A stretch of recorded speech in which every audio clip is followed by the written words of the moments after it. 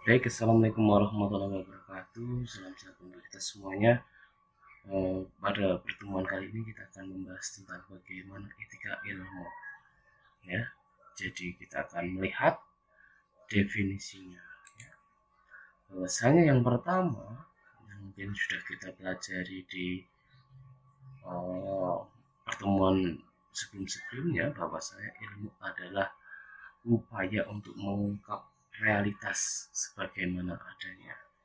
Sedangkan di dalam kehidupan ini ada istilah yang namanya moral, yaitu petunjuk tentang apa yang seharusnya dilakukan manusia. Jadi gambarannya ketika sesuatu atau orang yang ingin mengungkapkan realitas atau kebenaran, ya, itu ternyata harus memiliki moral, ya. Jadi tidak bertentangan dengan petunjuk yang seharusnya dilakukan oleh manusia. Karena seorang ilmuwan atau yang membuat ilmu itu, ya, mempunyai tanggung jawab terhadap profesionalnya. Kemudian memikul tanggung jawab sosial dan tanggung jawab moral itu sendiri. Sehingga diperlukanlah nanti sebuah etika, ya, yang berupaya untuk menuju tindakan-tindakan sesuai dengan moral-moral yang ada di manusia. Ya. Etika sendiri berasal dari bahasa Yunani, yaitu ethos, yang berarti karakter, watak, kesusilaan atau adat. Etika ini berkaitan dengan konsep yang dimiliki oleh individu ataupun kelompok. Ya. Untuk apa? Yaitu untuk menilai apakah tindakan-tindakan yang dikerjakan itu apakah benar atau salah, baik atau buruk. Nah, peran etika itu adalah memberikan semacam standar yang mengatur bagaimana seharusnya seseorang melakukan suatu tindakan, atau etika itu memberikan standar tentang moral itu sendiri. Perilaku yang baik atau buruk itu yang seperti apa? Yang baik contohnya adalah sesuatu yang mendatangkan rahmat, keberkahan, perasaan senang atau bahagia. Kemudian buruk berarti segala sesuatu yang tercela, perbuatan buruk yang berarti bertentangan dengan norma-norma yang ada di dalam masyarakat. Itu gambaran perbedaan antara baik dan buruk. Sehingga di sana, seperti yang sudah saya jelaskan tadi, kegunaan etika itu yang pertama adalah mengambil sikap yang wajar dalam suasana perbedaan. Jadi ketika ada perbedaan, ya, apalagi kita sebagai ilmuwan, ya, itu harus bersikap wajar ketika ada perbedaan-perbedaan pendapat. Yang kedua, mungkin bisa juga memahami adanya perbedaan suku, budaya, agama, prinsip, dan lain sebagainya. Karena perbedaan-perbedaan ini juga yang nantinya akan membawa pada perbedaan pemikiran. Kemudian kegunaan etika yang ketiga adalah mampu menyesuaikan dengan dampak modernisasi yang membawa perubahan yang berbeda. Dan yang terakhir adalah penuntun kehidupan. Itulah kegunaan etika. Nah, etika sendiri memiliki prinsip-prinsip di dalam kehidupan, ya. Ada 6 prinsip yang ditujukan tentang prinsip-prinsip etika. Yang pertama, prinsip keindahan. Bahwasanya etika manusia itu berkaitan dengan nilai-nilai keindahan. Ya. Yang kedua, prinsip persamaan, yaitu adanya hakikat menghendaki tentang persamaan antara manusia satu dengan yang lain. Yang ketiga, prinsip kebaikan, itu segala sesuatu yang dapat menimbulkan pujian. manusia, kebaikan, tatanan sosial, ilmu pengetahuan, agama, dan lain sebagainya. Yang keempat, prinsip keadilan. Itu adanya kemauan yang tetap dan kekal untuk memberikan kepada setiap orang apa yang semestinya. Yang kelima, prinsip kebebasan. Itu menginginkan keleluasaan bertindak berdasarkan pilihan. Yang keenam, prinsip kebenaran. Segala sesuatu harus dapat dibuktikan kebenarannya. Itulah prinsip-prinsip etika. Sehingga ketika kita menjadi seorang ilmuwan, kita juga harus melihat prinsip-prinsip ini. Bagaimana kita akan memperlakukan subjek penelitian kita, ya, ataupun objek penelitian kita, ya, itu harus bagaimana mengandung prinsip-prinsip ini agar masing-masing manusia itu mendapatkan apa yang semestinya, ataupun masing-masing subjek penelitian kita itu tidak dirugikan. Kemudian mata-mata etika itu ada dua, yaitu etika deskriptif dan etika normatif. Yang deskriptif berarti tentang fakta, yaitu nilai dan pola perilaku yang membudaya di masyarakat. Dan ini berkaitan dengan pengambilan atau pembuatan keputusan.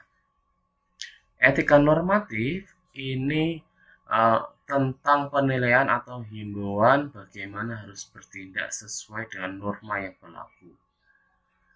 Etika normatif ini berkaitan dengan tindakan untuk melakukan atau tidak melakukan sesuatu. Itu dua macam etika, etika deskriptif dan etika normatif. Nah, kemudian di masyarakat ada istilah etiket. Dan etiket sendiri itu ternyata tidak sama dengan etika. Ya, kalau etika tadi karakter secara keseluruhan, ya. Kemudian etiket itu berupa sopan santun, misal bertutur kata yang lembut.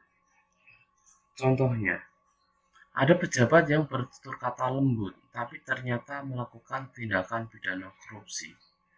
Ya, jadi pejabat itu bisa dikategorikan beretiket baik karena tutur katanya lembut, namun tidak mempunyai etika karena melakukan tindakan korupsi. Nah, ini kembali lagi kepada prinsip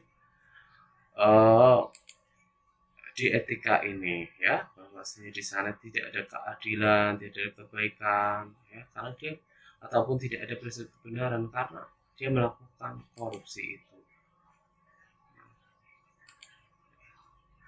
Kita bisa lihat ini perbedaan antara etika dan etiket. Kalau etika itu asal katanya etos, kalau etiket itu etik, ya, ataupun etiquette dari bahasa Prancis yang berarti sopan santun. Ya, kalau etika menyangkut suatu perbuatan, ya, boleh atau tidaknya, benar atau salahnya, maka etiket itu berkaitan dengan cara menyambut ataupun cara melakukan sesuatu kepada orang lain. Etika berlaku kapan saja, dan etiket berlaku jika ada saksi karena berkaitan dengan orang lain itu tadi. Etika bersifat absolut, ya, jadi ada tidaknya orang itu tetap, sedangkan etiket itu relatif, hanya ketika ada yang melihat semisal atau pandangan masing-masing orang itu berbeda. Etika memandang manusia secara lahir dan batin, sedangkan etiket hanya memandang lahirnya saja. Ya, itu perbedaan antara etika dan etiket. Nah, sekarang ketika etika dan etiket bersatu, ya, itu akan menjadi sebuah perilaku manusia yang normatif, ya, artinya sesuai dengan norma-norma, ya, jadi enak dilihat dan sesuai dengan tindakan-tindakan atau norma yang boleh dilakukan dan tidak boleh dilakukan. itu ketika etika dan etiket bersatu, jadi baik di luar dan baik di dalam, ketika sendiri ataupun ada orang lain.